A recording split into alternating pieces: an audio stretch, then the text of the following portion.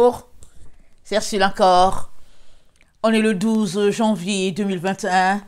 Alors, je viens sonner la trompette aujourd'hui encore. Et je viens proclamer le retour de notre Seigneur Jésus-Christ. Amen. Alors, soyez bénis. On est dans les temps où nous allons voir notre Seigneur venir ravir son épouse. Amen.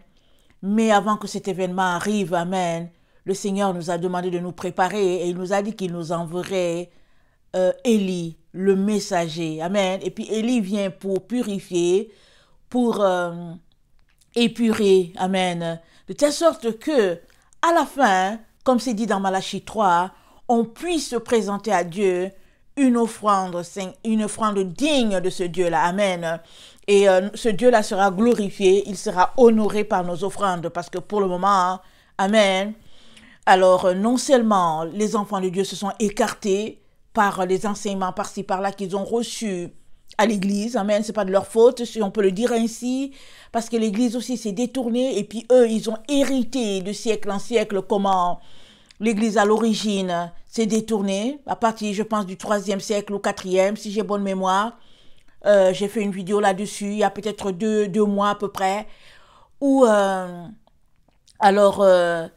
l'Église, amen, établie, amen, quand ils se sont retrouvés au synode, je pense que c'est au synode de Nicée, si j'ai bonne mémoire, amen, à ce synode-là, ils ont décidé que désormais, l'Église installée par les apôtres n'allait plus suivre ce que les apôtres ont dit, c'est-à-dire se référer, comment on appelle ça, au fait donné par l'Éternel que les Juifs suivaient, mais que l'Église désormais allait marcher comme marchait Rome. Amen. Or, nous savons tous que le salut, ça ne vient pas des Romains, ça vient des Juifs, on le sait.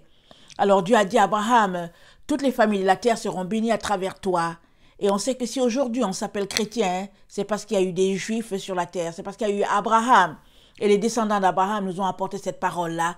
Alors comment expliquer que finalement on se retrouve à adorer Dieu de différentes manières, différentes dénominations, mais surtout teinté de la religion romaine? Comment l'expliquer, comment le comprendre? Alors c'est à partir de là qu'on a été détourné complètement et puis on s'est éloigné de ce Dieu-là. Mais on est dans le temps où Dieu est en train de rassembler ses enfants, hein, et les vrais enfants retournent à l'origine. Ils retournent à la base. Ils retournent voir ce que le Père a dit et puis ce que le Seigneur Jésus-Christ a dit et qu'il a confié aux apôtres et lesquels nous ont confié ce ministère-là aussi, afin qu'à cette fin où nous nous trouvons, amen, il soit trouvé une église aussi pure que l'église du 1er siècle. Ça, c'est très, très important de le saisir. C'est faux de penser que, parce qu'on est de la dernière génération et qu'on est du 21e siècle et que ce n'est pas de notre faute, qu'on peut continuer comme on le fait et que Dieu comprendra. Ça ne marche pas comme ça. Sainteté, c'est sainteté.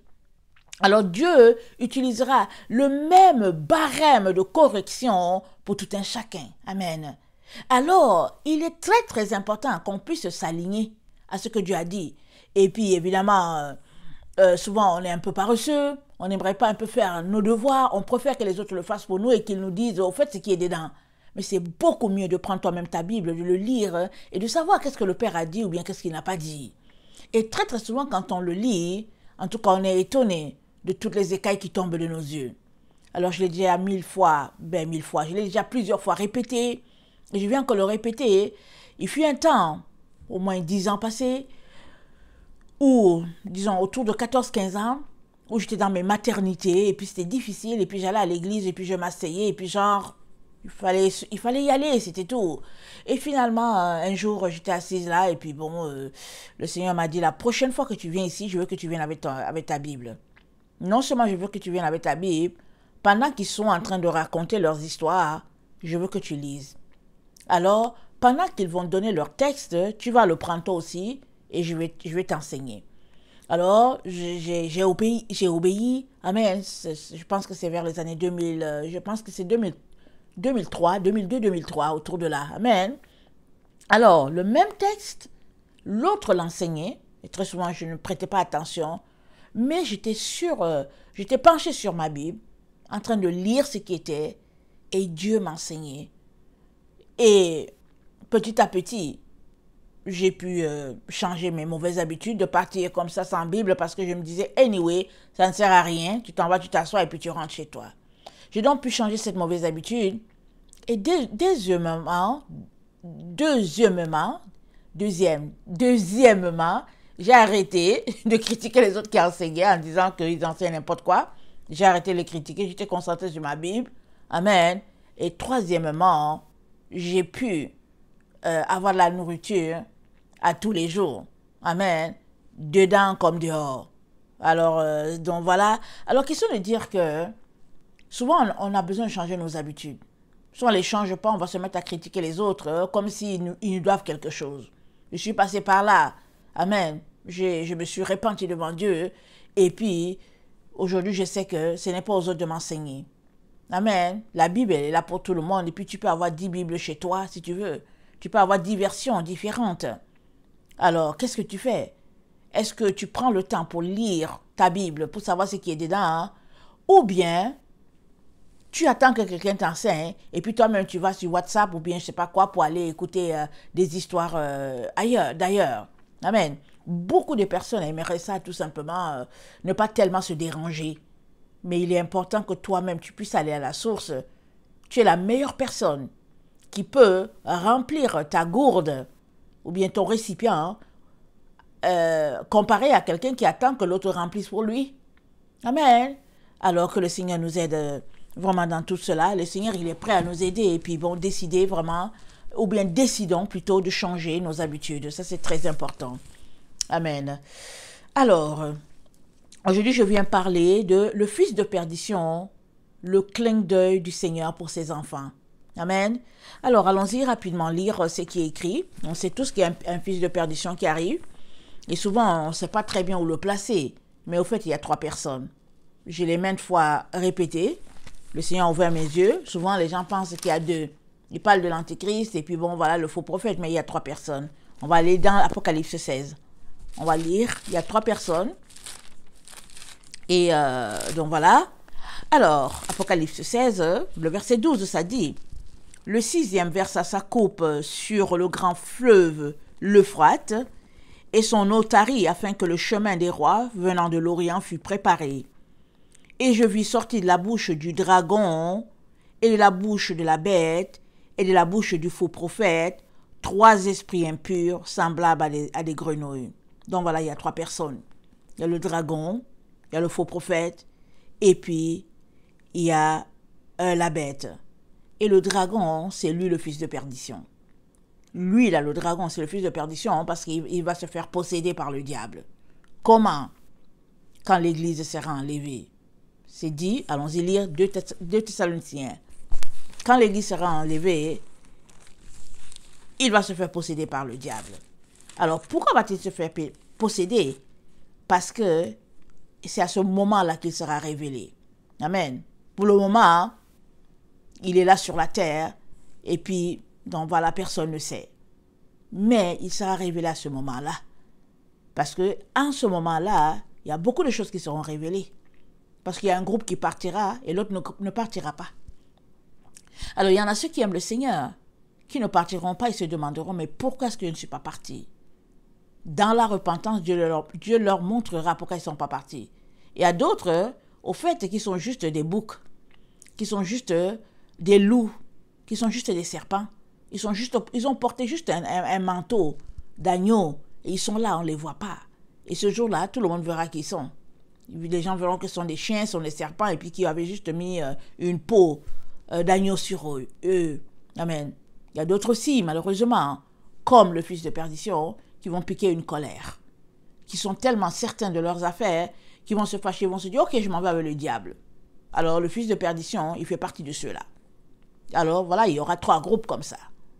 Et puis, le groupe, il y a un groupe qui est là, que les autres ne voient pas. Mais le Seigneur voit, et le Seigneur peut le révéler aux autres. Ce sont des loups. Ce ne sont pas les enfants de Dieu, mais ils sont remplis dans les églises. Alors, quand ça va arriver, ils vont juste rire.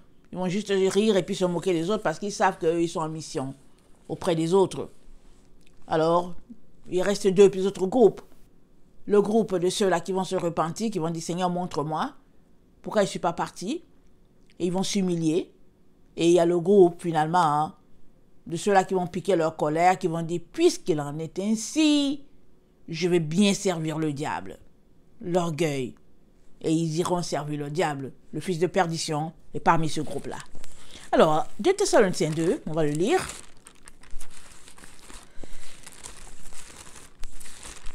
Et comme j'ai dit, le titre, hein, c'est le clin d'œil de l'Éternel pour ses enfants, ceux-là qui seront restés. Le fils de perdition, c'est un clin d'œil de Dieu. Dieu aime ses enfants. Jusqu'à la dernière minute, il leur fait des clins d'œil. 2 Thessaloniciens 2, le verset 3, que personne ne vous séduise d'aucune manière. Car il faut que l'apostasie soit arrivée auparavant et qu'on ait vu paraître l'homme du péché, le fils de la perdition. L'adversaire qui s'élève au-dessus de tout ce qu'on appelle Dieu et de ce qu'on adore, jusqu'à s'asseoir dans le temple de Dieu, se proclamant lui-même Dieu.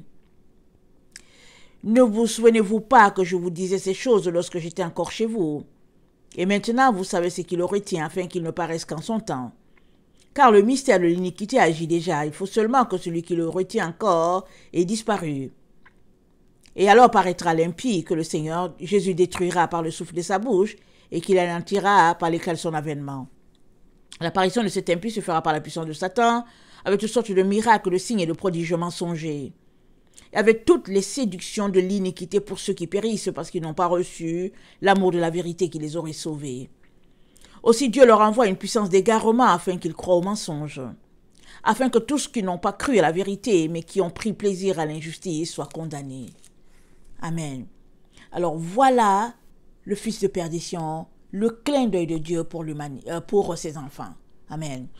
Alors, comment le comprendre? Allons-y lire, comme on vient de le dire, le fils de perdition, c'est lui le dragon. Amen. C'est lui, effectivement, si on doit décrire en détail, si on doit vraiment mettre le nom à la personne, c'est lui l'antichrist, parce que c'est lui qui va se proclamer Dieu, c'est lui qui s'oppose carrément à toute la doctrine de Christ, qui s'oppose à la doctrine, vraiment, en tout cas sur tous les plans, s'oppose à la doctrine de Christ, veut changer les temps, les circonstances, c'est dit dans Daniel 7, le verset 23-26, on va le lire.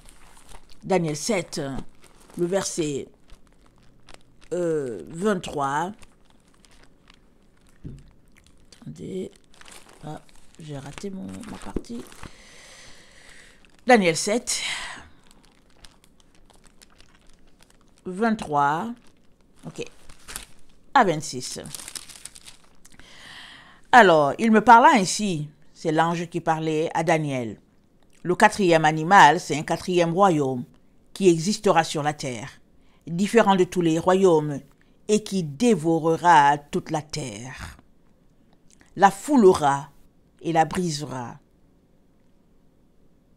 Les 10 cornes, ce sont 10 rois qui s'élèveront de ce royaume. On sait déjà qu'il y a 10 rois qui fonctionnent. On sait déjà que le nouvel ordre mondial, on sait qu'il est fonctionnel. Il est actif. Et on est soumis là au nouvel ordre mondial. Ils nous gardent à la maison. Ils disent que c'est un confinement. Et puis ils nous disent que, je ne sais plus comment on appelle ce truc-là. On nous dit, vous ne devez pas sortir avant 19h. Toutes ces histoires-là. Voilà, ça c'est le nouvel ordre mondial. On ne sait pas ce qui les a piqués. Mais on est dans le temps de la fin. Hein. Alors ils essayent de faire comme ils veulent pour nous soumettre à leur volonté. Donc voilà. Alors, verset 24, les 10 cornes, ce sont 10 rois qui s'élèveront de ce royaume. Un autre roi, bien sûr, s'élèvera après eux. Il sera différent des premiers. Il abaissera 3 rois.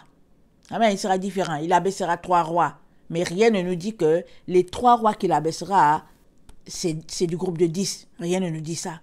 Parce qu'il est une petite corne. Il vient de quelque part. Petite corne, petit royaume. Amen. Alors, il abaissera 3 rois. Il prononcera les paroles contre le Très-Haut.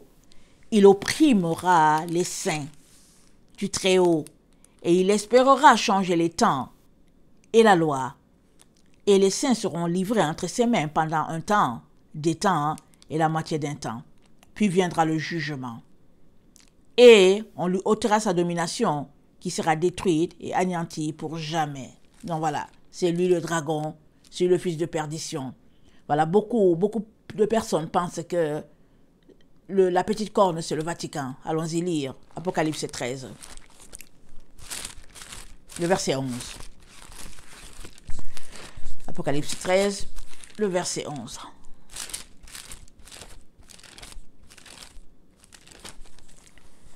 Puis, je vis monter de la terre une autre bête qui avait 2 cornes, semblable à celle d'un agneau, et qui parlait comme un dragon.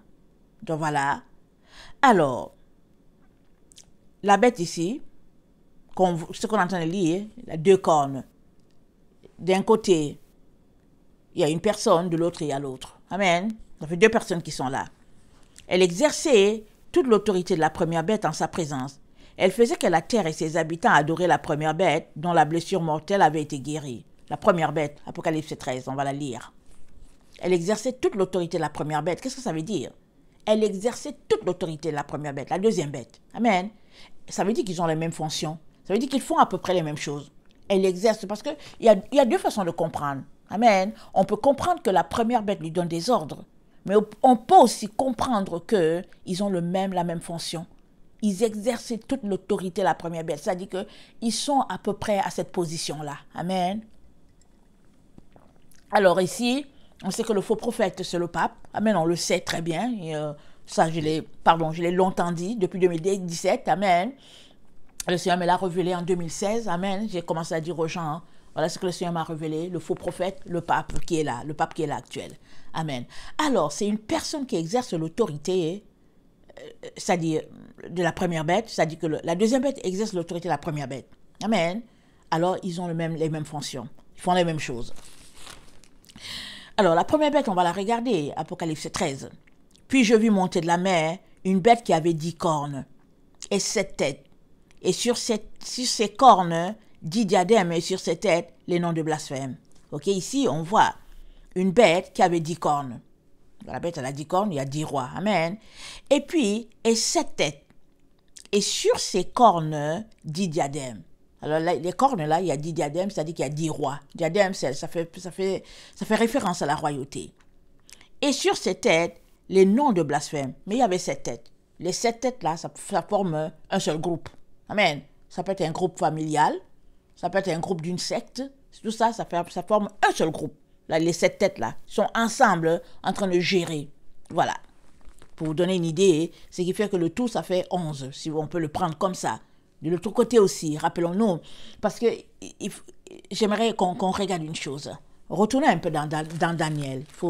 J'aimerais qu'on comprenne une chose. Vous savez, c'est toujours compliqué de saisir Apocalypse et Daniel. Et je ne dis pas que je connais tout. Je connais tout. Amen. Je ne le dis pas. Enlevez-vous ça de la tête. Je viens juste apporter les écailles qui tombent de mes yeux.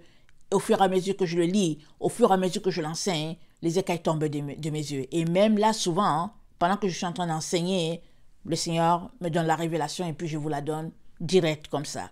Amen. Alors, donc, revenons à Daniel 7. Ça nous dit, le verset 24, ça dit, « Les 10 cornes, ce sont 10 rois qui s'élèveront de ce royaume. Un autre s'élèvera après eux. » Il y a un autre qui s'élèvera après eux. Il sera différent des premiers. Il abaissera 3 rois. Amen. Et comme j'ai dit, ça ne dit pas que les 3 rois qu'il abaissera, ça vient des 10. Longtemps, j'ai pensé que les 3 rois qu'il abaissera, ça viendra des 10. Mais, un autre jour, j'étais dans ma méditation et le Seigneur m'a donné de lire, parce qu'il est important de lire plusieurs versions. Amen. En lisant différentes versions, j'ai eu la révélation que les 3 rois, ça ne vient pas forcément du groupe de 10. Ça vient d'un autre groupe. Amen. Parce que lui, c'est une petite corne qui vient d'ailleurs. Donc voilà. Alors, Apocalypse 3, le verset 1, nous présente cette petite corne-là. Amen. Maintenant, qui travaille avec les autres. Amen. Et rappelons-nous, Apocalypse 17, le verset 12, ça nous dit, « Les 10 cornes que tu as vues sont 10 rois. Ils n'ont pas encore reçu de royaume, mais qui reçoivent autorité comme roi pendant 1 heure avec la bête. » Amen. Pendant 1 heure avec la bête. Et ils ont un même dessein. Et ils donnent leur puissance et leur autorité à la bête. Quelle bête? La petite corne. Amen. Ils lui donnent leur autorité. Pendant 1 heure à la petite. Donc ça veut dire que ils lui donnent. Ils combattront contre l'agneau et l'agneau les vaincra parce qu'il est le Seigneur des seigneurs et le roi des rois et les appelés et le roi des rois et les appelés, les élus et les fidèles qui sont avec lui les vaincront aussi. Amen. Donc ce groupe-là va travailler ensemble. Mais à quel moment? Amen. Apocalypse 11, le verset 7 nous dit, la bête qui sort de l'abîme va aller tuer les deux témoins de la fin. C'est-à-dire que les deux témoins de la fin vont prophétiser pendant 42 mois. Amen. Et à la fin, amen, la bête qui sort de l'abîme va les tuer. Et elle va les tuer au nom de tout ce groupe-là. Amen. Les 10 têtes, et puis, les 10 cornes. Amen. Elle va les tuer. C'est-à-dire que ces rois-là de la terre, si on peut le dire, ces présidents-là, ils vont donner autorité à la bête qui sort de l'abîme pour que la bête qui sort de l'abîme aille tuer les deux témoins de la fin. Amen. C'est voilà un peu qu'il faudrait comprendre cela. Alors, alors j'étais dans Apocalypse 13, alors il dit, je vis monter de la mer, une bête qui avait 10 cornes et 7 têtes. Et sur ses cornes, dit diadème, et sur ses têtes, les noms de blasphème. Alors, les 7 têtes là, nom de blasphème. C'est-à-dire, on sait que ce qui blasphème, c'est l'abomination. C'est-à-dire, ça ne doit pas être. C'est-à-dire, devant Dieu là, c'est vraiment une abomination terrible. Mais ils sont là, avec les 7 têtes là. Eux, les autres avaient les couronnes, mais les autres là, l'autre tête à côté, c'était l'abomination. C'était les blasphèmes. Amen. Alors, et dans Apocalypse 13, le verset 14, c'est dit, il séduisait les habitants de la terre par des prodiges qui lui étaient donnés d'opérer en présence de la bête, disant aux habitants de la terre de faire une image à la bête qui avait la blessure de l'épée et vivait. Et il lui fut donné d'animer l'image de la bête. Attendez, c'est pas là que je voulais lire. Hein. Attendez. Voilà, le verset 13. Il opérait des grands prodiges, même jusqu'à faire descendre du feu sur la terre à la vue des hommes. Il séduisait les habitants. Donc, il le faisait comment? Par la sorcellerie et puis par toutes sortes de manigances. Amen. Alors, le verset 3. Apocalypse 13, le verset 3. Je vis l'une de ses têtes comme blessée à mort, mais sa blessure mortelle fut guérie. Et toute la terre était dans l'admiration derrière la bête. Et ils adorèrent le dragon, parce qu'il avait donné l'autorité à la bête. Et ils adorèrent la bête en disant, qui est semblable à la bête, qui peut combattre contre elle. Ici, Apocalypse 13, le verset 4, c'est le dragon. Amen. On dit que ils adorèrent le dragon. Amen. Parce que là, on ne voit pas le dragon, on ne voit pas le serpent. Amen. On ne voit pas le diable. On voit juste une personne qui est là, mais c'est le dragon. Le dragon lui a donné toute sa puissance. Amen. Et il va représenter le dragon. Et c'est une puissance en germination, si on peut dire, qui est en train de germer. Alors, je ne sais pas si germination, c'est un nom qui existe parce que finalement, à force de vivre en Amérique du Nord, on ne parle plus le bon français. Mais c'est une puissance qui est en train de germer, qui monte petit à petit. Amen. Alors, toute la terre sera en admiration. Pourquoi? Parce que la corne, la bête, elle est morte d'abord, la personne, elle est morte, et après, elle est revenue, et puis toute la terre en admiration. Amen. Alors, donc c'est elle, la petite corne. Elle a l'autorité. Elle est comme, on dit que c'est bon, ils adoraient le dragon. C'est-à-dire que pendant qu'ils étaient en train d'admirer la personne, ils admiraient le dragon. Ils adoraient le dragon. Amen. Alors, Apocalypse 13, donc, le verset 14, elle séduisait les habitants de la terre par les prodiges qui lui étaient donnés d'opérer en présence de la bête. Amen, c'est-à-dire le faux prophète. En présence de la bête, c'est-à-dire la bête ici, le dragon. Disant aux habitants de la terre de faire une image à la bête qui avait la blessure de l'épée et qui vivait. Amen. Et ici, il lui fut donné d'animer l'image de la bête afin que l'image de la bête parlât et qu'elle fît que tous ceux qui n'adoraient pas l'image de la bête fussent tués. Amen. Donc, la bête, elle est d'abord morte. Elle est revenue. Elle est devenue vraiment, en tout cas, elle est revenue à la vie. Et puis bon, l'autre donc lui donne l'autorité, c'est-à-dire le faux prophète, le pape, amen, donne l'autorité à la bête, c'est-à-dire que lui donne une place pour qu'elle puisse se faire entendre, pour que lui crée de la place. C'est-à-dire, sinon c'est comme quelqu'un qui n'a pas de pouvoir ou de force et tout, et puis l'autre lui fait la place pour que, hey, exprime-toi, et puis parle, et puis tout ça. Alors, si vous vous rappelez, un jour, M. Macron a dit, la bête est là, elle existe. Et j'avais déjà dit dans une vidéo que pour que, en tout cas dans ce monde-là, que ce soit le monde de l'industrie, que ce soit le monde de pharmacie, que ce soit le monde du mysticisme, pour mettre en place une chose, il faut que il faut déjà que le noyau existe, disons-le comme ça. Alors, tu ne peux pas venir créer, par exemple, une voiture, exemple, regardez, il y a une voiture qu'on appelle Touareg. Ils appellent Touareg, une 4x4, le nom c'est Touareg. Mais c'est parce qu'il y a un peuple, amen, hein, dans le désert du Niger, que les gens appellent les Touaregs. Un peuple nomade. Les Peuls nomades dans le désert, alors on les a nommés Touaregs parce que bon, ils marchent là, ils ont toujours ce gros ruban là sur la tête et puis on voit à peine les yeux parce que là-bas c'est la tempête de sable, amen. Et puis quand tu es dans cette zone-là, tu as besoin de te protéger. Et quand tu marches dans cette zone-là, alors il faudra avoir une voiture 4x4 pour qu'elle ne s'embourbe pas, parce que souvent sinon tu vas t'embourber, parce que c'est souvent le sable, et puis le vent et le vent. Et ils ont nommé donc un 4x4, la Touareg. Ici en Amérique du Nord, on voit la voiture, on roule, et puis il y en a qui roulent là-dedans, qui la conduisent. Mais c'est parce qu'il y a le peuple Touareg qui existe. Alors quand les gens regardent cela, qu'ils veulent l'acheter, ils réfèrent aux nomades du Niger, et puis se disent que certainement cette voiture-là, en tout cas, ça peut tenir dans les moments difficiles, dans les moments d'adversité, dans les moments rudes, ça peut tenir. Et c'est comme ça. Quand Macron a dit la bête existe, c'est parce que pour mettre en place leur système-là, il faut qu'ils le mettent sur quoi? Ils le mettent d'abord sur le diable, amen, sur le serpent. Ils connaissent tout le monde, eux tous là, ils connaissent l'histoire du serpent, hein.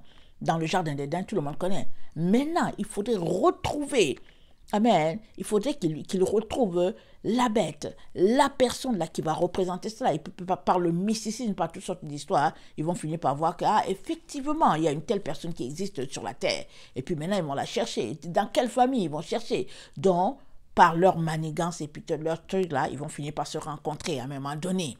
Parce que c'est toujours question de temps, amen, toujours question de circonstances, ils vont finir par se rencontrer. Alors c'est pour cela que lui, il dit que la bête existe. C'est ça que Macron a dit. Alors ils sont en train de tout mettre en place et puis finalement, ils vont finir par rencontrer la personne. Mais avant même que les choses ne se passent, ils agissent déjà parce que la bête là existe. Amen. Une personne qui va représenter le diable. Amen. Alors donc, c'est lui qu'on appelle le dragon, c'est lui la petite corne. Et Paul nous dit que il ne faut pas que les gens paniquent, les gens de son temps, comme si c'était déjà arrivé. Il dit non, il faut d'abord l'apostasie. Et on sait tous qu'on est dans le temps de l'apostasie. On le sait, si tu ne le sais pas, je t'informe. Mais comment fais-tu pour ne pas savoir qu'on est dans le temps de l'apostasie? L'apostasie, c'est le temps où les gens perdent la foi, et puis tout est refroidi, et puis ils essayent d'expliquer en disant qu'ils essaient de justifier. Ils essaient de justifier en disant que, voilà, c'est rendu comme ça, on essaye de créer une autre religion que celle que Jésus a apportée. Dans nos églises, on le sait. La religion elle est différente, elle n'a rien à voir avec celle que Jésus a apportée, mais on essaie quand même de tenir là-dessus. Et puis une religion, une doctrine qui sied les valeurs de l'homme, et puis les gens sont contents parce que les gens ne veulent pas se remettre en question. Alors ils ne veulent pas une doctrine de Jésus vraie, telle que Jésus l'a enseignée, qui va leur donner de se remettre en question. Ils veulent tout simplement se sentir bien dans leur péché. Amen. Alors, ils sont là, ils traînent là-dedans, et puis bon, voilà, ils vivent là-dedans, et puis ils sont contents, et puis, donc voilà. Alors, Paul dit, il faut d'abord que l'apostasie arrive. On est dans ce temps-là. Parce que c'est pas parce que tu ne sais pas que tu es apostate que tu ne l'es pas. Parce que l'apostasie, c'est par rapport à la doctrine de Christ. Alors, si tu ne suis pas la doctrine de Christ, strictement comme il l'a enseigné, tu es apostate. Ce n'est pas compliqué. Mais tu peux remédier à cela. Tu peux décider aujourd'hui déjà de chercher où se trouve la véritable doctrine de Christ et de retourner à la base, à l'essentiel, à la vérité. Parce que c'est la vérité qui va t'affranchir. Le reste là, tu ne seras pas affranchi. Et si tu n'es pas affranchi des ténèbres qui sont en toi, tu n'iras nulle part, tu ne seras pas transformé. Parce que rappelons-nous, Paul a dit, en un clin d'œil, il dit, et nous qui sommes vivants, en un clin d'œil, nous serons changés. Amen. Et tu es changé, pourquoi? Parce que tu as passé ton temps à te sanctifier, à te purifier. Alors, quand le moment vient et que ce vent de l'esprit souffle pour la transformation de nos corps corruptibles en un corps incorruptible, ton corps aussi est changé. Parce qu'il n'y a plus de ténèbres en toi. Mais maintenant, si ce n'est pas possible, alors ton corps ne sera pas changé. Alors c'est pour cela que le Seigneur Jésus qui nous a dit, priez sans cesse. Il dit prier sans cesse. Il est très très important de prier constamment, de prier et puis sans relâche. Prier sans cesse. Amen. Alors, il est donc important qu'on saisisse cela. Alors, maintenant, donc, les enfants de Dieu sont en train de se préparer. Amen. Ceux-là qui se réveillent, ils sont en train de se préparer. Jésus-Christ a dit dans Apocalypse 3, le verset 3, je vais le lire. Il a dit, rappelle-toi donc comment tu as reçu et entendu, et garde et repens-toi. Si tu ne veilles pas, je viendrai comme un voleur et tu ne sauras pas à quelle heure je viendrai. Alors ceux-là qui veillent, s'ils ne connaissent pas le jour exact, le moment, le mois et tout, ils peuvent situer la période dans laquelle nous sommes en disant on est dans le temps où Jésus arrive. Ils peuvent. Parce que leur intimité avec Jésus fait que finalement ils savent. Ayons en tête l'image d'un couple, amen, où le mari est parti en voyage. Ils sont tellement connectés. Alors, imaginons le temps ancien, là où il n'y avait pas de cellulaire, il n'y avait pas de téléphone, il n'y avait rien. Alors, ils sont tellement connectés que la femme dit, je sens que mon mari arrive. Je sens que mon mari, on est dans le temps, il va venir. Elle commence à aller acheter les choses, arranger les choses dans la maison et tout et tout. Elle dit, je ne sais pas, mais je sens qu'il arrive. Je suppose qu'il est parti en mer. Alors, elle arrange tout, elle apprête, elle prépare même, et puis elle dépose ça, et puis elle arrange tout. Surprise, le mari arrive. C'est parce qu'ils sont connectés. Ils sont tellement un que vraiment, ça se sent. Jésus dit ça. Il a dit aux cinq folles, il dit, en tout cas, retirez-vous, je ne vous connais pas. Et après avoir dit ça aux folles, il a dit, veillez, veillez. Parce que vous ne savez pas le jour ni l'heure, veillez. On a pour travail de veiller. Alors tous ces enfants de Dieu là qui sont aujourd'hui, qui suivent le Seigneur, qui vont dans les églises, qui font ceci, qui donnent leur dîme et puis qui se réclament de Jésus, qui ne veillent pas et ils sont dans le leur. Amen. Ils sont pris dans le leur, en train de se dire que ouais, bon voilà, oui, anyway, il va venir un jour et que bon, on va pas quand même arrêter de vivre, surtout quand ils sont aigris, ils vont dire que quoi? Est-ce qu'on va arrêter de vivre? Mais tu peux prendre la Bible et voir que Jésus a dit, cherchez premièrement le royaume de Dieu et sa justice, et toutes les autres choses vous seront données. Qu'est-ce qu'il est en train de dire? Il est en train de dire que tu ne manqueras pas de nourriture, tu ne manqueras pas d'être vêtu. Ça, c'est les choses essentielles de la vie. Qu'est-ce que tu veux? Tu ne manqueras pas que ton loyer soit payé. Mais il dit, cherche premièrement le royaume de Dieu. Alors, arrête de justifier. Tu passes ton temps à courir pour aller chercher une position sociale. Il faut le reconnaître. Tu passes ton temps à courir pour avoir une promotion, pour avoir ceci. C'est-à-dire que quand tu entres dans ta garde-robe, là, ta garde-robe est comme une maison. On entre dedans, on ne sait pas quoi faire de tes vêtements. Parce que même si on faisait un garage sale, c'est-à-dire qu'on vendait les habits là, on se mettrait à vendre pendant 2-3 jours, ça ne finirait pas. Parce que tellement tu as une garde-robe fournie, mais tu n'arrêtes pas, tu continues dedans, tu ne réalises pas. C'est de ces choses-là que Jésus parle. Alors, tu cours après une certaine position sociale, mais tu te convaincs que tu es en train de chercher Jésus. Mais Jésus dit de le chercher, de le placer en priorité. Alors, ce groupe-là qui cherche Jésus, leur corps sera transformé. Ils passeront du corps corruptible en un corps incorruptible. Mais c'est un petit groupe. On est dans ce temps-là où la récolte sera faite. Et je pense que hier peut-être, hier j'ai annoncé qu'on est dans les temps. La grande tribulation va commencer cette année-ci, en 2021. Elle va commencer. Et c'est dit, dans Daniel 12, le verset 7, que ça va durer 1 temps, 2 temps, la moitié d'un temps. Amen. Ça va durer ce temps-là. Et dans ce temps-là, bon, ça va durer ce temps-là. Maintenant, est-ce que Jésus-Christ va vraiment venir au bout du temps ou bien à quel moment? Ça, on ne sait pas. Mais on est dans le temps où la Bible nous dit on sera épuré. Amen. La Bible nous informe que Malachie vient pour épurer, pour nettoyer et puis pour nous rendre aptes à présenter à Dieu un sacrifice de louange à notre Dieu. C'est-à-dire, par son message, amen, par sa proclamation, il nous épure. Il fait finalement qu'on change de vie et puis qu'on pratique la repentance et que notre vie soit désormais conforme à ce que Jésus-Christ attend de nous, un peu à l'exemple de ceux de la première église. Et on sera une offrande agréable à notre Dieu.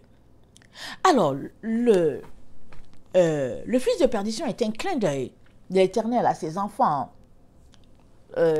qui seront restés, parce que, au fait, ils ont peut-être été pris dans la séduction, ils n'ont pas eu le temps de se préparer, ils ont cru à des leurres, ils dormaient et tout, et ils vont se réveiller quand ils vont voir qu'un groupe aura été mis en sécurité. Il y a un bon groupe qui se réveillera à ce moment-là. Et quand ils vont se réveiller, quand ils vont finir de pleurer, ils vont finir par réaliser qu'il y a un fils de perdition là qui est devant eux. Parce que lui aussi, il aura été laissé. Il aura été laissé. Mais lui, il va l'exprimer autrement. Sa colère sera telle que, alors, il va livrer les enfants de Dieu. Il va mettre les enfants de Dieu au pas. Allons-y. Daniel. Attends. Daniel 7. Est-ce que attendez, je vais regarder.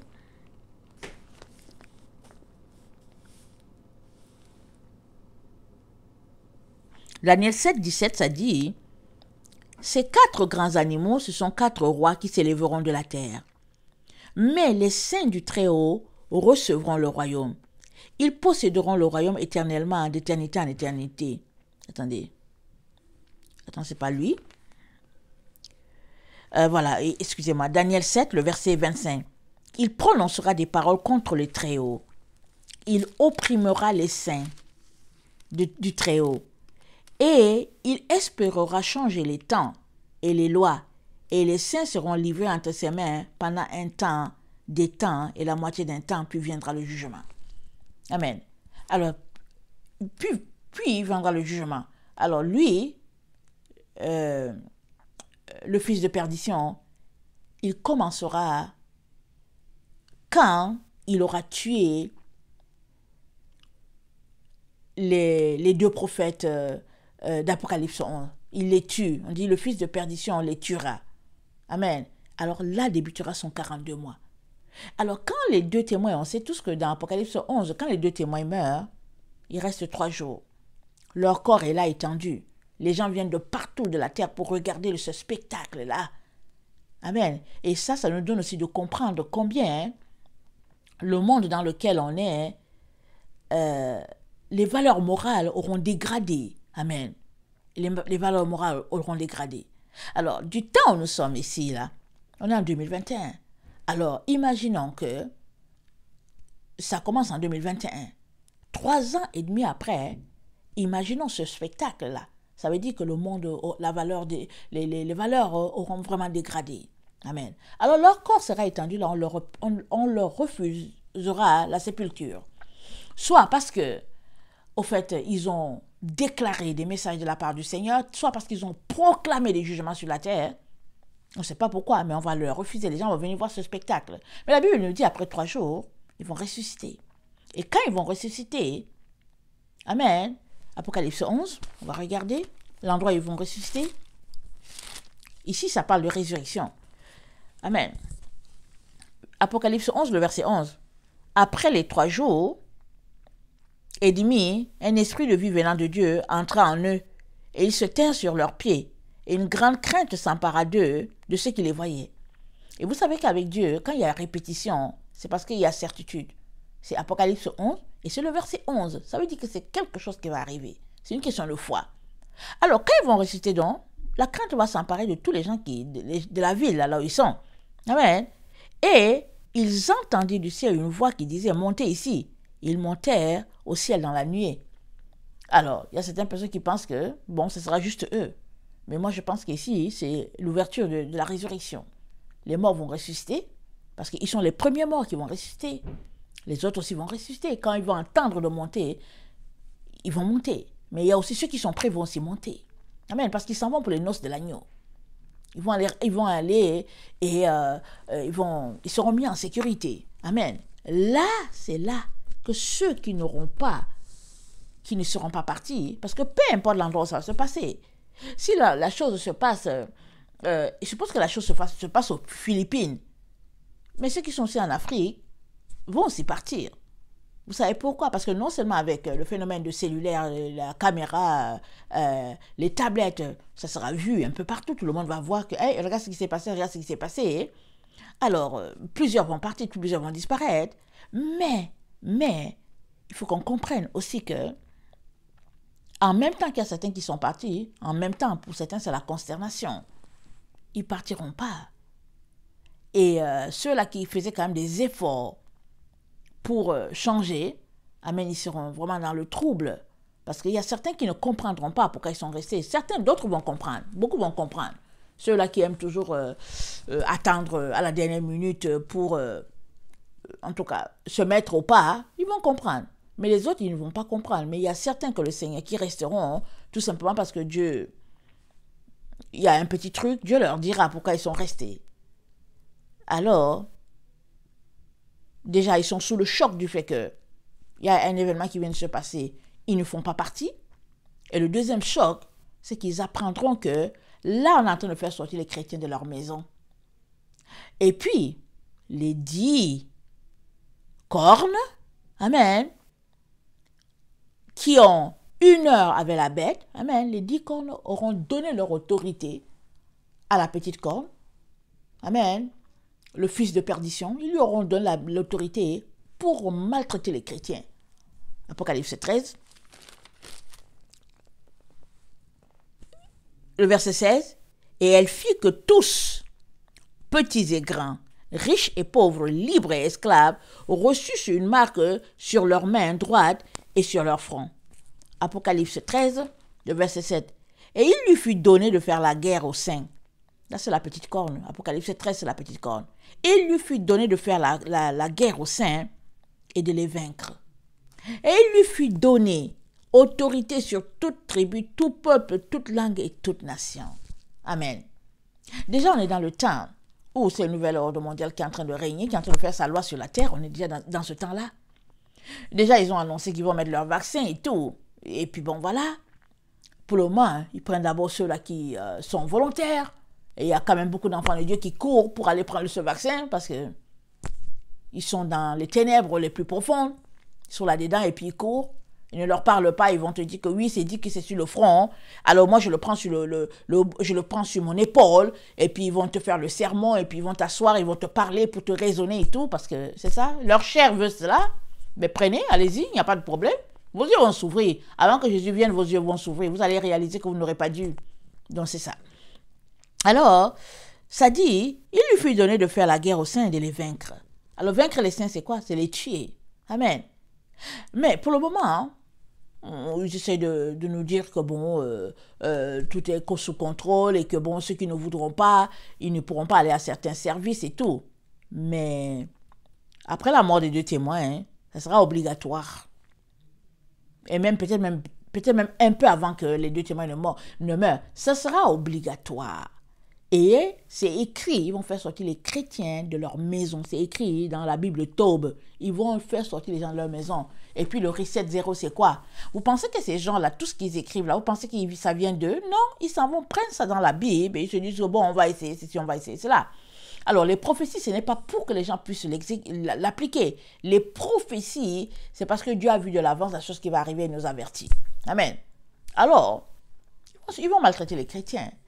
Et si ce sont des chrétiens, amen, qui sont maltraités, et pas les autres, on comprend que le fils de perdition soit la personne qui va les livrer, parce qu'il sait ce qui se passe, parce qu'il sait, il veut mettre les gens au pas, et puis il est frustré, Il est frustré d'avoir raté l'enlèvement. Il n'est pas là. Il est frustré. Amen. Et Apocalypse 13 nous parle de deux personnes. J'ai déjà fait une vidéo là-dessus.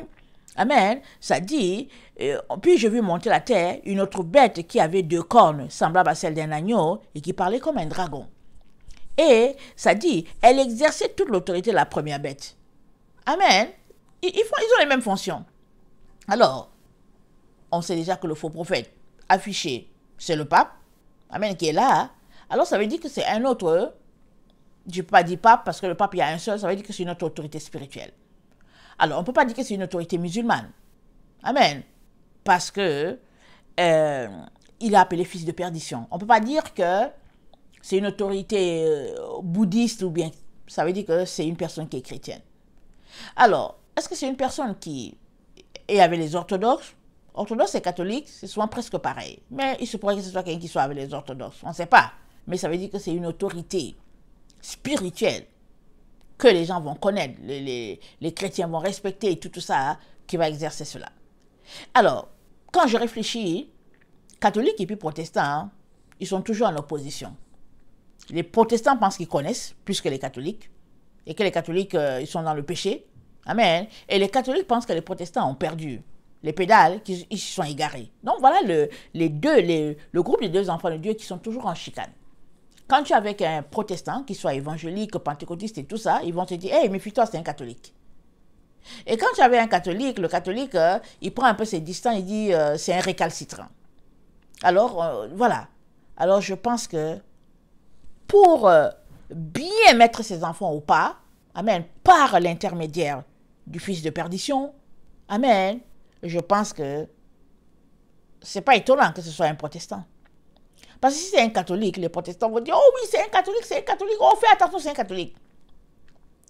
Et si de l'autre côté, c'est un protestant, les catholiques vont dire, oh, fais attention, c'est un récalcitrant. Et finalement, le Seigneur nous montre qu'il y a deux personnes qui sont là. Il dit, l'autre bête là, il dit, je vis monter la terre, une autre bête. Mais ces deux personnes, ils ont deux cornes. Il y a deux cornes là, sur la bête là qui est comme un agneau, mais qui parle comme un dragon. Et comme on sait que le dragon c'est une personne, amen, parce que cette personne sera investie de l'autorité du diable et tout, alors on comprend que là-dedans là, il y a deux leaders religieux. L'un va jouer le rôle du faux prophète et l'autre va jouer le rôle du dragon. Amen. Retournons lire Apocalypse 16. Le verset 12. Le 6e verse sa coupe sur le grand fleuve, l'Euphrate, et son eau tarit afin que le chemin des rois venant de l'Orient fût préparé. Et je vis sortir la bouche du dragon, et de la bouche de la bête, et de la bouche du faux prophète, 3 esprits impurs semblables à des esprits de grenouille.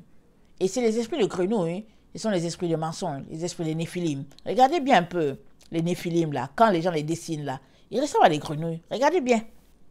Regardez. Amen. Ils ont les gros yeux là qui sont là, le visage comme le visage de la grenouille. Et puis ils sont là, quand ils sont debout, tu as l'impression que tu as un laboratoire de grenouilles où on dissèque les grenouilles et tout. Alors, donc voilà, quand on était petits, les professeurs nous faisaient attraper les grenouilles, les crapauds pour disséquer ça. Imaginez, en Afrique, on n'a pas de laboratoire, on nous faisait attraper les crapauds et les grenouilles pour les disséquer.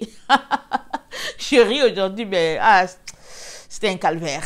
En tout cas, je vous le dis, un véritable calvaire pour moi. Rien à voir avec la science. Dieu merci, il m'a sauvé de là et puis je suis content de prêcher la parole. C'est beaucoup mieux. Amen. Alors, dans cette personne-là, elle est le clin d'œil de Dieu pour ses enfants. Pourquoi? Parce que c'est là que les yeux de plusieurs personnes vont s'ouvrir. Il y a des gens là, leur travail, c'est-à-dire que tu leur parles, ils n'écoutent pas, ils sont tête bouchée, excusez-moi de dire, tête bouchée, blindée en opposition contre toi. Ils vont te regarder, ils vont dire, c'est une femme, la Bible dit la femme ne doit pas prêcher. Voilà. Ils vont regarder, ils vont dire, c'est une femme, c'est la femme d'un pasteur. Alors pourquoi elle prêche? Et puis est-ce qu'elle a la permission de son mari pour prêcher? Deuxième. Ils vont regarder, ils vont dire, c'est une femme, en tout cas la façon dont elle parle là, en tout cas, non, ça ne m'intéresse pas. Oh, ils vont regarder, ils vont toujours trouver quelque chose à dire, et puis ils vont passer à côté. Mais si tu laissais de côté toutes tes barrières par rapport à ce que ce soit la voix d'une femme, il se pourrait que tu reçoives très bien le message de Dieu. Je vais te dire pourquoi. Pourquoi il est très important que tu sortes de cette affaire-là de femme-là. Tu sais pourquoi? Parce que Dieu a dit à Satan, Genèse 3, le verset 15, Il dit, toi là, tu vas juste blesser la queue de la femme. C'est-à-dire que tu vas venir marquer la fin, là, la queue c'est la fin. Il dit, mais elle là, elle va écraser ta tête. Elle va me prendre son pied et mettre sur ta tête bien, et puis c'est fini là. Qu'est-ce que ça veut dire? Ça ne veut pas dire que c'est un homme qui va venir pour prêcher ça. C'est une femme. Ce sont les femmes. Réveille-toi. À la résurrection de Jésus, c'était les femmes qui sont allées annoncer la nouvelle.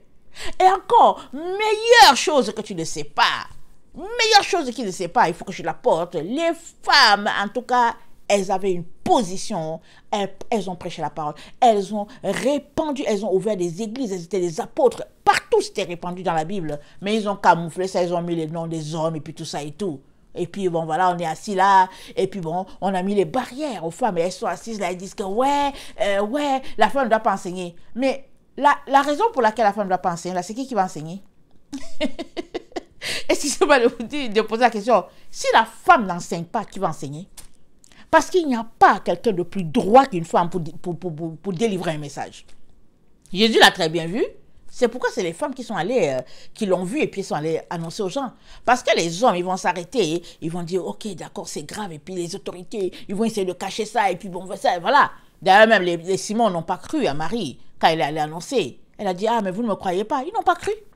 Et puis bon, ils ne croyaient pas. Mais Dieu a mis quelque chose dans la femme, dans ses gènes à elle, dans son ADN, qui fait que c'est comme ça qu'elle est. Oui, elles sont souvent trop bavardes, mais si elles canalisent leur énergie, qu'elles bavardent moins, je peux vous dire qu'elles vont vous délivrer le message et elles vont vous libérer de beaucoup de choses parce qu'elles sont tellement pleines de courage, les femmes. Elles sont pleines de courage. Elles ont aussi les défauts, mais elles sont pleines de courage. Amen. Alors Dieu l'a déjà dit, mais toi tu es là, tu dis oui, la femme ne doit pas enseigner, elle ne doit pas parler, tout. Mais c'est qui va le faire? Parce que Dieu a déjà dit que c'est elle qui allait le faire. Il a dit que la femme va écraser la tête du serpent. C'est dit. Est-ce que tu lis ta Bible? Genèse 3, dès le début, il s'est dit, Dieu est celui qui annonce la fin depuis le commencement. C'est-à-dire que si tu veux avoir une bonne fin, retourne à Genèse, retourne à tes commandements pour avoir une fin agréable. C'est ça que c'est dit. Mais on ne comprend pas. On est là, on suit les doctrines montées par les hommes, et souvent c'est des hommes égoïstes, c'est des hommes qui n'aiment pas Dieu, les ennemis de Dieu, des satanistes qui sont venus, ils ont infiltré l'église, amen, et ils ont corrompu l'église. Rempli de sectes là, ils ont corrompu l'église, ils ont corrompu la doctrine de Christ. Et les gens sont assis pour dire oui, ils ont ça, ils ont dit ça. Et les femmes, elles marchent là sous une épée de Damoclès sur elles, elles sont assises là, croupies. Et puis s'il y a une femme qui a un certain poste dans nos églises, c'est parce qu'elle lèche les bottes là-bas des hommes. C'est tout. Une femme qui a fait leur affaire, ils vont la prendre. Bon, elle va enseigner, elle va faire ceci, elle va enseigner leurs enfants, elles vont faire ceci. Mais les autres qui disent que non, nada, non, on ne m'écrase pas, personne ne voudra d'elle. Et mieux encore, on leur colle une étiquette, on dit qu'elles sont comme ça, elles sont comme ça, elles sont comme ça. C'est pas grave. Amen. C'est pas grave. Ce qui est important, c'est de prêcher la parole de Dieu. Alors, la parole de Dieu a été tellement, je veux dire, a quitté le véritable sentier et elle allait dans les sentiers qui satisfassent les hommes. Et on est là-dedans, on est pris, amen, dans les mensonges. Et c'est à chacun de sortir. Mais si tu n'as pas réussi à sortir, là où je suis en train de te parler là, c'est très très important que tu te réveilles, que tu te secoues. Secoue-toi et réveille-toi. Sors de là le plus rapidement. Voici la véritable doctrine de Jésus. Sors de là.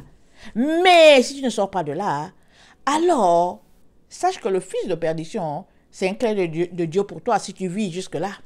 Si la vie t'est accordée jusqu'à ce qu'il soit révélé, alors il sera un clin d'œil pour toi. Parce que tes yeux vont s'ouvrir. Tu cherchais un endroit pour te cacher, tu ne trouveras pas.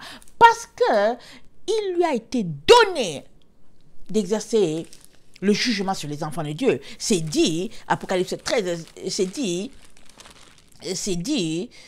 attendez, et il lui a été donné de faire la guerre aux saints et de les vaincre. Et il lui fut donné autorité sur toute tribu, tout peuple, toute langue et toute nation. Et tous les habitants de la terre l'adoreront, ceux dont le nom n'a pas été écrit dès la fondation du monde dans le livre de vie de l'agneau qui a été immolé. Alors, ceux-là, ils vont l'adorer. Mais ceux qui ne voudront pas l'adorer, on va les tuer. Apocalypse 6, le verset 10 et 11. Et ils crièrent d'une voix forte et disant, jusqu'à quand, Maître saint et véritable, tardes-tu à juger et à tirer vengeance de notre sang sur les habitants de la terre? Une robe blanche fut donnée à chacun d'eux. Il leur fut dit de se tenir au repos quelque temps encore jusqu'à ce que fût complet le nombre de leurs compagnons de service et de leurs frères qui devaient être mis à mort comme eux. Amen. C'est le groupe de ceux-là qui vont périr sous le truc de le fils de perdition. Amen. Alors, il y en a déjà qui meurent. Amen. Depuis des siècles, il y en a qui sont morts, qui n'ont pas encore été ressuscités. Amen. Et puis, dans notre temps, il y aura une vague qui mourra. Amen. Et là où tu es là, tu peux te positionner déjà, même si les temps sont très avancés, tu peux déjà te mettre en route pour que... pour faire un régime drastique de maigreur devant Dieu, pour dire, Seigneur, vraiment quand tu vas venir là, pour l'enlèvement là, Seigneur, je ne veux pas rater, j'aimerais partir au premier groupe, Seigneur, aie pitié de moi, aide-moi, j'aimerais partir au premier groupe. Alors tu vas maigrir, tu vas ça dit que c'est fini, tu t'enfermes, mais tu es là dedans, dans ta cure de sanctification. Mais si tu es là, tu traînes les pattes pour dire, oh ouais, et puis oh ouais, et puis oh ouais, bon voilà. Le clin d'œil de Dieu pour toi, ça sera le fils de perdition. Il faut voir ça comme un clin d'œil. Il faut voir ça comme un acte d'amour, plutôt que de voir comme, au fait, un acte de punition. Parce que si tu vois ça comme un acte d'amour, quand ça arrivera, et si tu n'es pas prêt que ça arrive, tu vas juste te repentir, tu vas dire, Seigneur, aide-moi. Mais si tu vois ça comme un acte de punition, tu seras pris par la colère et puis finalement tu n'iras nulle part. L'endroit que tu guettes là, tu n'iras pas. Tu vas finir de l'autre côté et séparé de Dieu. Alors,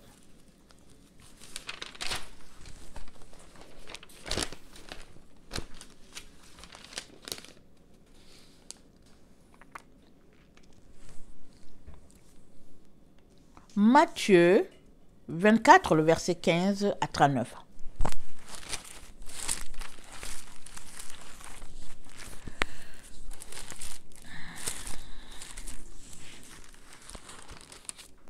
Matthieu 24, le verset 15 à 39. C'est pourquoi lorsque vous verrez l'abomination de la désolation, dont a parlé le prophète Daniel, établi en lieu saint, que celui qui lit fasse attention. Alors que ceux qui seront en Judée fuient dans les montagnes, que celui qui sera sur les toits ne descende pas pour prendre ce qui est dans sa maison, et que celui qui sera dans les champs ne retourne pas en arrière pour prendre son manteau. Malheur aux femmes qui seront enceintes et celles qui allaiteront en ces jours-là. Priez pour que votre fuite n'arrive pas en hiver ni un jour de sabbat. Car alors la détresse sera si grande qu'il n'y en a point eu de pareil depuis le commencement du monde, jusqu'à présent, et qu'il n'y en aura jamais. Et si ces jours n'étaient abrégés, personne ne serait sauvé. Mais à cause des élus, ces jours seraient abrégés. Si quelqu'un vous dit alors, le Christ est ici, ou il est là, ne le croyez pas, car il s'élèvera de faux Christ et de faux prophètes. Ils feront de grands prodiges et des miracles au point de séduire, s'il était possible, même les élus. Voici, je vous ai annoncé d'avance, je vous l'ai annoncé d'avance. Si donc on vous dit, voici, il est dans le désert, n'y allez pas. Voici, il est dans les champs, ne le croyez pas. Car comme l'éclair part de l'Orient et se montre jusqu'en Occident, ainsi sera l'avènement du Fils de l'homme. En quelque lieu que sera le cadavre, là s'assembleront les aigles. Aussitôt après ces jours, de détresse, le soleil s'obscurcira, la lune ne donnera plus sa lumière, les étoiles tomberont du ciel, et les puissances des cieux seront ébranlées. Alors, le signe du Fils de l'homme paraîtra dans le ciel. Toutes les tribus de la terre se lamenteront. Et elles verront le Fils de l'homme venant sur les nuées du ciel avec puissance et une grande gloire. Il enverra ses anges avec la trompette retentissante. Ils rassembleront les élus des quatre vents depuis une extrémité des cieux jusqu'à l'autre. Instruisez-vous par une comparaison tirée du figuier. Dès que ces branches deviennent tendres et que les feuilles poussent, vous connaissez que l'été est proche. Vous connaissez que l'été est proche. De même, quand vous verrez toutes ces choses, sachez que le Fils de l'homme est proche, à la porte. Je vous dis en vérité, cette génération ne passera point que tout cela n'arrive. Le ciel et la terre passeront, mais mes paroles ne passeront point. Amen. Quand cela arrivera, sachez que le Fils de l'homme est proche à la porte. Alors, on a déjà dit au verset 15, c'est pourquoi lorsque vous verrez l'abomination de la désolation établie en lieu saint. J'avais déjà fait une vidéo pour dire que l'abomination, ça c'est quelque chose de jamais vu, où aujourd'hui le pape s'est levé pour dire que, bon, de consacrer, de permettre le mariage des conjoints de même fait, de même sexe, de consacrer des prêtres qui, au fait, on a déjà des églises où il y a on ne sait pas comment on les appelle, est-ce qu'on les appelle des pasteurs, des évêques ou quoi, qui sont des homosexuels, qui sont là et puis qui officient. Ça, c'est une abomination. Et Dieu dit, quand vous ferez l'abomination, la désolation, c'est établi en lieu saint. Amen. Dans le temps, hein, il y a eu une situation dans le temps des Maccabées où l'abomination, je pense que c'était qu'ils ont pris le porc et l'ont mis sur l'autel. Ça, c'était une abomination. Mais en l'autre temps, nous sommes, il y a pire que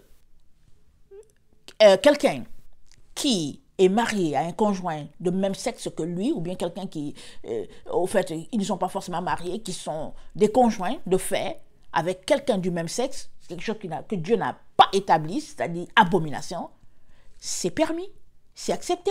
Et gare à toi, si tu parles contre eux, alors voilà. Alors Jésus dit, quand vous allez voir cette situation, sachez que c'est proche. Il dit que ceux qui sont en Judée fuient dans les montagnes. Pourquoi les montagnes? Parce qu'en tout cas, ce sera difficile qu'on aille jusque sur les montagnes pour forcer les gens à les vacciner. Ce sera difficile. Ce sera difficile qu'on aille jusque dans les forêts pour aller chercher les gens. Donc les gens qui sont dans les zones comme en Afrique, il y en a plusieurs qui vont fuir pour aller se mettre dans les forêts. Ils vont fuir avec leurs affaires, ils vont aller se cacher dans les forêts. Mais pour les gens qui sont en ville, c'est dit, faites attention. Et on est dans le temps où on nous dit de faire attention. On est dans le temps. Vous savez pourquoi je suis encore là? Vous savez pourquoi je suis encore en ville? C'est parce que le Seigneur m'a dit qu'il faut rester en ville pour avertir les gens. Sinon, il serait parti depuis l'année dernière. Vous ne m'aurez plus vu, jamais entendu, fini. Ursule était de passage à l'endroit où nous sommes. Moi, j'avais déjà fait mes bagages. J'ai dit non, no way, je m'en vais. Le Seigneur a dit, il faut que tu avertisses. Il faut que tu restes là pour avertir. Amen. Et je suis là donc pour t'avertir. Et je te dis, je t'encourage à m'écouter. Pas parce que je veux me jeter des fleurs, non, pas du tout. Je t'encourage à écouter tout ce que je te dis et à les mettre en pratique, s'il te plaît. Amen. Je ne suis pas Jésus, je ne suis pas Paul, je ne suis pas Jacques, Jean et tout. Non, pas du tout. Mais je t'encourage fortement à écouter ce que je te dis parce que je suscite en toi des questions. Je suscite en toi la réflexion. J'éveille ton esprit à ce qui est en train de se passer. Et c'est important d'écouter des personnes comme ça, des personnes comme moi. Parce que tu comprends que tu n'as plus le temps, que tu es dans le temps, tu dois t'apprêter. Et je te dis, on est dans le temps. Apprête-toi. Alors si tu es quelqu'un qui dit, ok, non, moi, ça passe ou ça casse, alors c'est bon, sois là. Alors tu vas tout mettre en œuvre pour que, quand Jésus vienne, tu partes du premier coup. Mais si tu es quelqu'un qui pense que, en tout cas, tu es loin, alors prie le Seigneur. Peut-être que le Seigneur veut que tu quittes tout simplement l'endroit où tu es, que tu ailles ailleurs. Peut-être que là-bas où tu seras, tu feras partie de ceux-là qui vont réveiller les gens pendant que l'enlèvement aura eu lieu. Et puis toi, tu seras resté pour dire aux gens, hey, écoutez, il y a encore une seconde chance qui arrive là. Parce que pendant que le fils de perdition va ravager la terre, dans sa colère avec l'aide de l'organisation, j'imagine, des Nations Unies ou bien je ne sais pas quoi, comment ils vont faire, je ne sais pas. Pendant qu'il va ravager la terre avec l'aide de ces gens-là, en tout cas, toi, tu auras au moins le temps d'avertir d'autres personnes. Amen. Le fils de perdition, le clin d'œil de Dieu pour ses enfants. Et même, regardez, ils sont appelés toujours saints. Alors, ce n'est pas parce que, au fait, tu as raté l'enlèvement que tu n'es plus saint. Tu es saint. C'est tout simplement que tu auras un type de souffrance que vraiment, en tout cas, tu vas pleurer toutes les larmes de ton corps. Et puis ces choses-là que tu aimais là, tu vas juste, tu seras juste, tu vas devenir maigre si on peut le dire ainsi. Tu vas te dépouiller de toutes ces choses-là pour dire laissez-moi tranquille. Laissez-moi tranquille. Si je dois mourir, je vais mourir, mais il faut que je rencontre mon Jésus. C'est pas possible que je puisse être mis là. Alors c'est ce groupe-là, quand Jésus reviendra, amen, Apocalypse, Matthieu 25, c'est ce groupe-là. Quand Jésus est revenu, c'est dit, dans notre version, c'est dit, alors le royaume des cieux sera semblable à 10 vierges qui, ayant pris leur lampe, allèrent à la rencontre de l'époux. Ça, c'est ce qu'on nous a traduit. Mais la bonne version, c'est qu'aller à la rencontre de l'époux et de l'épouse. C'est ça la bonne version. Ça veut dire qu'il y a déjà eu le premier groupe qui a été mis en sécurité et Jésus-Christ est revenu à la deuxième veille. Vous vous rappelez, j'ai fait une vidéo en disant Jésus-Christ vient à la première veille. Il y a un groupe qui partira, l'épouse, j'ai dit, pas Jésus vient à la première veille, j'ai dit l'épouse partira à la première veille. Elle partira comme si c'est incognito. Elle partira sans grand bruit. Dans le sens que les gens ne vont pas réaliser qu'il y a un groupe qui est en train de partir. Ils ne vont pas réaliser. Pourquoi? Parce que c'est le temps dans lequel on est. C'est le temps dans lequel on est en train d'annoncer la venue du Seigneur. On est en train de dire aux gens, réveillez-vous, mais ils traînent. Ils aiment le monde. Ils aiment les hamburgers, les barbecues, et puis c'est ça, ils aiment ça. Et ils sont là, ils attendent qu'ils puissent voyager parce qu'ils veulent aller dans le sud. C'est leur dada. Il y a quelques années, il y a quelqu'un qui devait partir, retourner à la maison du Père, ok? Moi, j'ai fait un rêve, et Dieu m'a donné le rêve, il m'a dit, va donner ça à la personne. Et dans le rêve, je voyais la personne était là, devant la mer, et elle regardait de l'autre côté de la mer, mais de l'autre côté qu'elle regardait, c'était les pays, les îles, comme les Antilles, Cuba et tout. Et puis elle regardait, elle rêvait de voyager. Alors elle regardait, elle se disait, mais j'ai de l'argent, et puis j'ai une bonne retraite, et puis ça va me changer les idées, je vais quand même quitter, je vais aller dans le sud, ça me fait du bien. C'est ça que la personne regardait dans le rêve que j'ai eu. Et pourtant, la personne était à quelques mois de rentrer à la maison du Père. Et la personne ne savait pas. Alors je vais donner le rêve à la personne pour dire, voilà ce que le Seigneur m'a montré. Le Seigneur m'a dit, voilà le rêve que j'ai fait. Le Seigneur me dit de chercher sa face. Le Seigneur te dit de chercher sa face, il va te parler. Mais voilà ce que tu étais en train de faire. Tu prévoyais voyager. La personne m'a dit, effectivement, vraiment, j'ai le voyage à l'esprit, j'aimerais vraiment faire un tour. Il dit, effectivement, Dieu t'a parlé. Quand la personne allait chercher la face de Dieu, le Seigneur lui a dit, prépare-toi. Ton voyage, c'est le voyage éternel. Prépare-toi. Imaginez que cette personne-là soit partie, qu'elle s'est versée dans les achats de voyage, dans la séduction, et puis bon, voilà. Elle n'aurait pas été prête. Amen. Mais Dieu lui a dit, d'accord, tu veux voyager, mais prépare-toi pour le voyage final. Et la personne est rentrée à la maison. Alors, tout cela pour dire que souvent, nos aspirations nous conduisent dans une direction carrément opposée à celle de Dieu.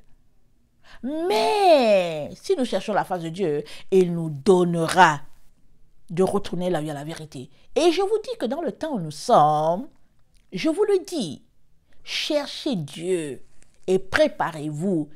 Quand bien même vous êtes prêts, n'est-ce pas que quand tu voyages et que la valise est devant la porte et que le passeport est à la poche, tu regardes quand même, tu retournes quand même dans la chambre pour voir est-ce que tu aurais laissé le porte-monnaie là-bas? Ou bien est-ce que tu aurais laissé, au fait, par exemple, la trousse de toilette? Est-ce que tu aurais laissé quelque chose sur le comptoir, sur le lit? Tu retournes quand même pour voir un peu, pour faire un dernier tour. Alors, retournez encore dans la chambre pour voir si tout est prêt. Et chaque jour, nous sommes appelés à toujours retourner à faire un brief là pour voir est-ce que tout est clean, est-ce que tout est OK. Ça, c'est important. Amen. Que le Seigneur bénisse sa parole. Et prions, amen, qu'il ne nous arrive pas de tomber sur le fils de perdition, son temps. Amen, parce qu'on l'a vu, il va ravager la terre dans sa colère. C'est lui la petite corne. Il va s'allier au grand. Amen, petite corne, ça veut dire que c'est petit pays. Ça vient d'un petit pays. Et pourquoi Dieu permet ça? Ah, on ne sait pas si c'est aussi pour donner une leçon aux grands pays. On ne sait pas, parce que vous savez, hein, les grands pays, là, ils ont un peu maltraité tous les petits pays. Alors, on ne sait pas c'est quoi. La petite corne, ça vient par où? C'est Dieu qui sait. Mais c'est une petite corne. Et tout cela, c'est pour le jugement de Dieu. Et quand la petite corne aura fini d'exercer le jugement, hein, c'est dit dans Daniel 7 que, alors, lui aussi, il fut tué. Je pense Daniel 7, le verset 11, que lui aussi, il fut tué. Et puis, sa chair a été livrée aux flammes. Tout cela pour dire, Dieu est maître au-dessus de nos vies. Il gère, il dirige. Mais pour quiconque cherche la vérité, pour quiconque se repent, pour quiconque a la crainte de ce Dieu-là va le mettre en sécurité. Donc voilà, je vous aime beaucoup et Dieu davantage. Maranatha, Jésus revient. Amen. Amen.